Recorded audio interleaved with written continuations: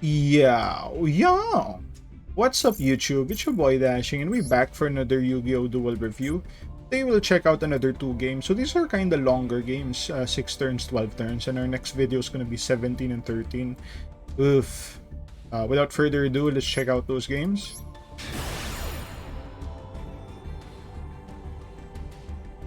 I kind of like long games because the meta is just in a way that, games end in 3 turns, and it's really hard to justify uploading a game that's only 3 turns. Like, there's not really much going on there.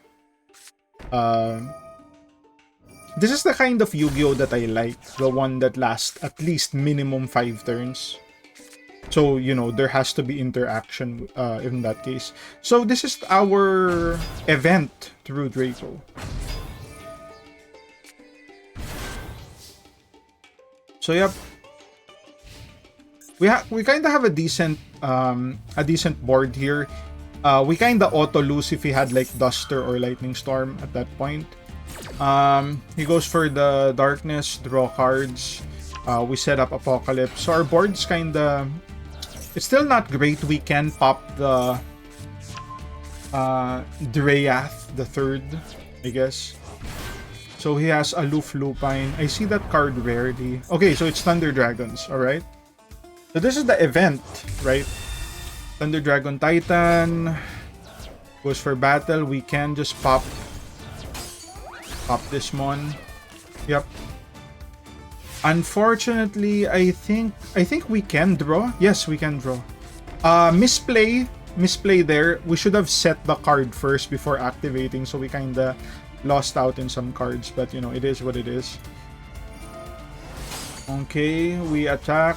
He uses the ability to pop.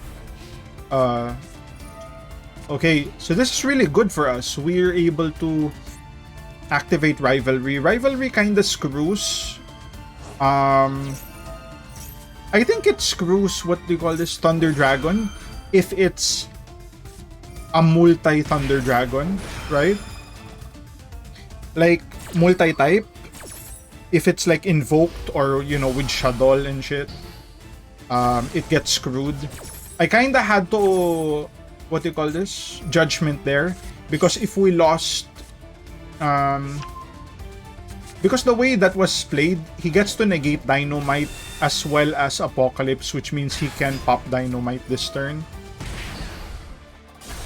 He tries to pop us, but we go for the strike there. So even though our board is positioned better than his, the game's pretty even because Thunder Dragon has a lot of ways to like make plays from the graveyard, and he has a lot of life points left.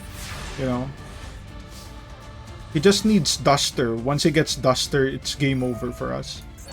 Okay, so we special summon this mon. He goes Called By. So I actually had 2 Called Bys on standby. We just activate Dynamite, get more resources, activates Thunder Dragon. That's kind of whatever. We get another return. So more resources when it comes to popping for Apocalypse. Okay, we pop return just to get a free draw with Disciples. He goes Bell. Kinda annoying, but not a big deal. We can have Heritage, draw another card. We have a lot of resources here when it comes to popping, but not much protection. So, all these turns, it only takes him to activate Lightning Storm, and it's gonna be grim for us. But that's fine, he doesn't draw it, and we end up getting the victory. So, that was the first game. Let's check out the second game, see what we have here. I wonder if this is True Draco as well. Because it is 12 turns, IDS dinos don't really last that long. I have been playing Eldritch recently because I was so tired of playing against all these Soul Sword, or Soul rather. So yeah, what deck are we playing against here? Probably get Monarchs. Yep. We can tribute Shard. Yep. Yeah, so this is a heads up play for like True Draco players in the making. You kind of want to summon your Mon first before you activate Diagram, so that when you activate it, try to pop a Mon. He goes for Ash or Max C. You can chain that and get additional resources. He doesn't have it, so that's fine.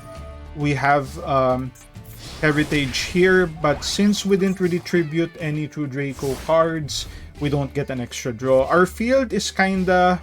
it's decent. If he has Duster, it's really bad. And he does. Yeah. Normally, typical players would scoop at this point because we have 0 resources, as you can see. We get to pop some of his, which is kinda nice, but we're definitely at the back foot, right? We're playing from behind. And it appears to be some kind of a zombie deck. Ooh! This mon! Very old school. Very old school. What does it say? If this card is special summon, destroy all other monsters you control. Neither player can summon. Each player can summon monsters. What? We can't summon? Then how the hell are we? Yeah, I just end. You know, the typical player would just give up at that point because look at our hand. But, you know, we have a few turns. He can't summon. He can just set. Unfortunately for our deck, we can't set at all. We need to summon. So we can set this, but we can't summon. You know, we need to draw... we need to draw Apocalypse this turn. And we probably do, right? Do we? Yep. We draw Apocalypse. We can set this.